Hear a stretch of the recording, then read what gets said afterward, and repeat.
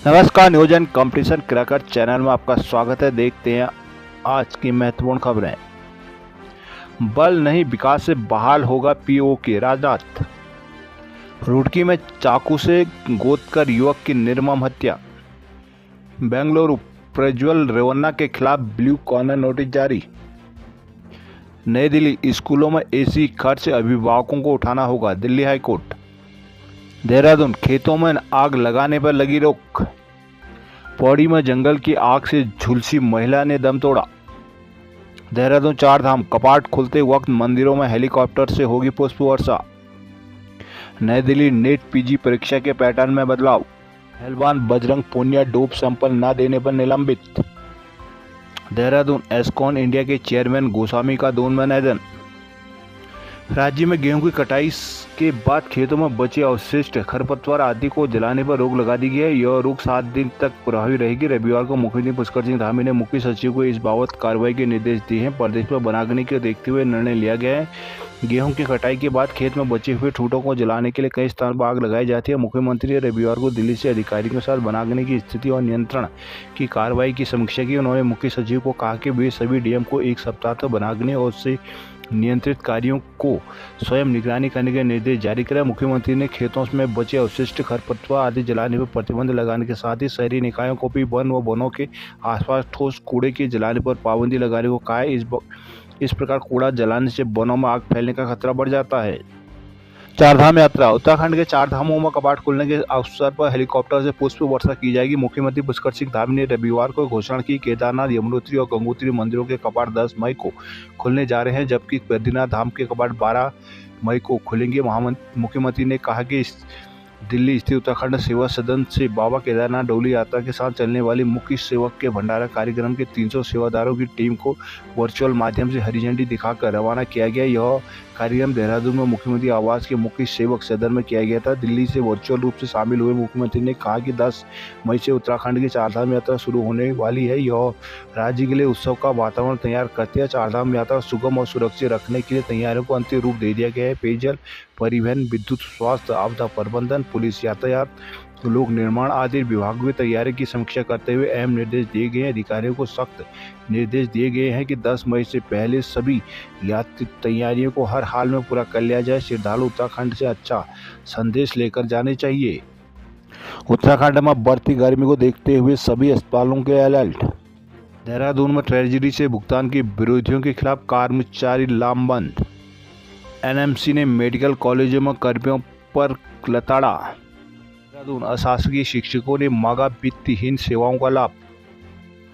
उत्तराखंड में बढ़ती गर्मी को देखते हुए सरकारी अस्पतालों के लिए अलर्ट जारी किया गया है। इस संबंध में स्वास्थ्य विभाग की ओर से जारी एडवाइजरी को लेकर स्वास्थ्य सचिव डॉक्टर आर राजेश कुमार ने रविवार को जानकारी दी। उन्होंने फोन पर बताया कि तापमान में लगातार इजाफे को देखते हुए सभी अस्पतालों को तैयार रहने के लिए कहा गया है। उत्तराखंड में बीते 2 दिन में गर्मी का प्रकोप बढ़ रहा है। शनिवार और रविवार को देहरादून में अधिकतम तापमान 39 डिग्री के करीब पहुंचा। दिन में गर्म हवाएं चलने से लोगों को मुश्किलें झेलनी पड़ी। मौसम विभाग ने मई के महीने में तापमान के बढ़ने की आशंका जताई है। ऐसे में मौसम अमूमन बीमारियां बढ़ाने के चलते स्वास्थ्य विभाग ने तैयारियों को अंजाम देने शुरू कर दिया है। इसी क्रम में अस्पतालों को लेकर निर्देश दिए गए हैं। अस्पतालों को बाहरी जारी एडवाइजरी में कहा गया है कि बढ़ती गर्मी को देखते हुए मरीजों की संख्या बढ़ सकती है। ऐसे मरीजों के प्रबंधन के साथ जरूरी दवाओं की उपलब्धता सुनिश्चित कर ली जाए। गर्मी पीड़ित मरीजों के लिए विशेष रूप से इंतजाम करने को कहा गया है।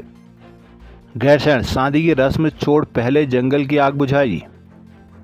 रुद्रप्रयाग में युवाओं ने बरसों के जंगल में आग बुझाई। पौड़ी डीएमओ अधिकारी जंगल में आग बुझाने पहुंचे। लैंसडाउन में आग से एक कार जली। जोशीमठ नगर में यात्रा से पहले ही लग रहा है जाम। केदारनाथ हाईवे पर 18 मई तक बंद हुए रहेगा ट्रैफिक। आज रवाना होगी बाबा केदार की डोली। कर्णप्रयाग में पानी न आने से लोग हो रहे हैं परेशान। देवप्रयाग में गुलदार के हमले से स्कूटर सवार दंपति घायल। चंबा में मां कालिका मेले में लोगों ने की खरीदारी। हल्द्वानी का पारा सीजन में पहली बार 40 डिग्री पहुंचा।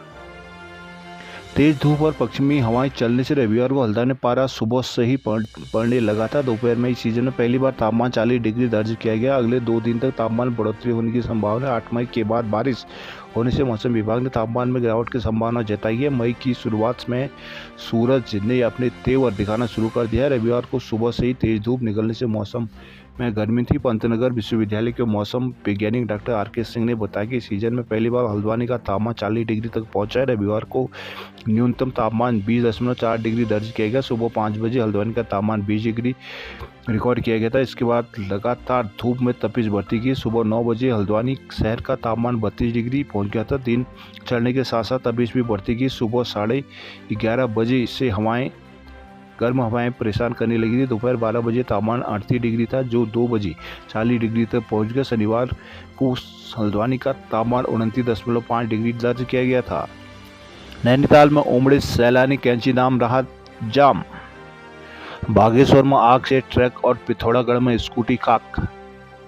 कुमाऊं के जंगलों में रविवार को 22 जगहों पर आग की घटना हुई। इसमें से 34.49 हेक्टेयर जंगल आग की चपेट में आया है। बागेश्वर में रविवार को सड़क किनारे राशन से भरा एक ट्रक जंगल की आग में चढ़ गया। प्रत्यक्षदर्शियों ने बताया कि समय पर पुलिस और दमकल वाहन नहीं पहुंचते तो वहां खड़े अन्य करीब 22 और वाहन भी आग की लपेट में आ जाते। हालांकि वन विभाग ने यह आग नाप भूमि से फैलने की बात कही है। पिथौरागढ़ से करीब 20 किलोमीटर दूर मुनाकोट क्षेत्र में शनिवार रात जंगल की आग से सड़क किनारे खड़ी स्कूटी जल गई। उधर चंपावत जिले के बारकोट में काली कुमाऊं की आस्था के केंद्र एड़ी धुरा मंदिर में 200 साल पुरानी धर्मशाला बनाग्नि से खाक हो गई। अल्मोड़ा में शनिवार को दोराहाट क्षेत्र के दूनागिरी मंदिर तक जंगल की लपटें पहुंच गई। आग पर काबू जल्द पा लेने से मंदिर को हल्का नुकसान पहुंचा है। इस घटना का वीडियो वायरल होने पर रविवार को कुमाऊं के मुख्य वन संरक्षक ने दूनागिरी में हालात का जायजा लिया था। विभाग के बनाग्नि बुलेटिन के अनुसार कुमाऊं में रविवार को जंगल में आग लगने की 22 जगह घटाई हुई। इसमें से 34 हेक्टेयर से ज्यादा जंगल जल गया। बागेश्वर में कठायतबाड़ा के पास रविवार शाम करीब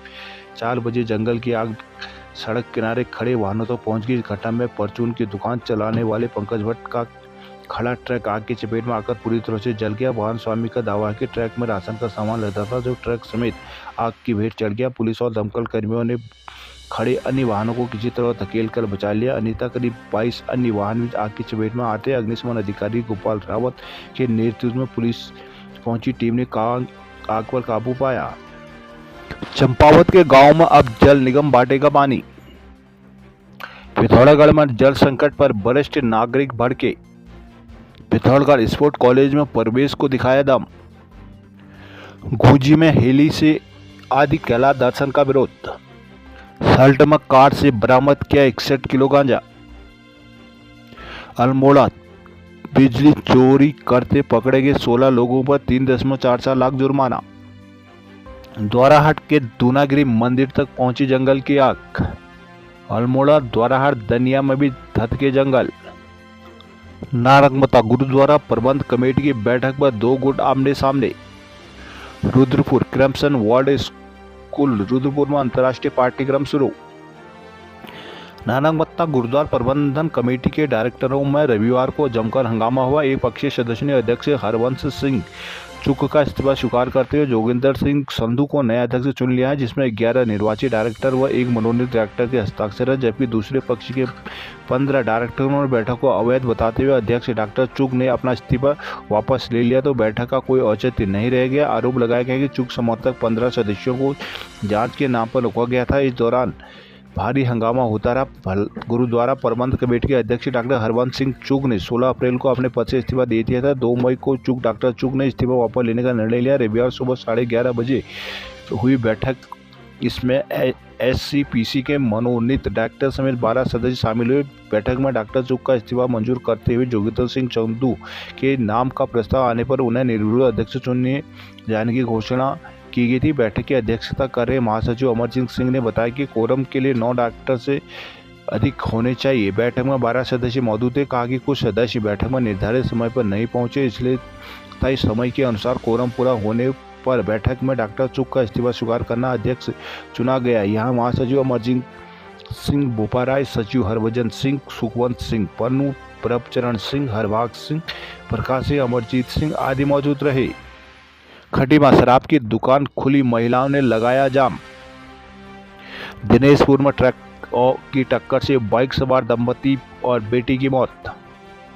काशीपुर ई रिक्शा सहित नहर में गिरा युवक।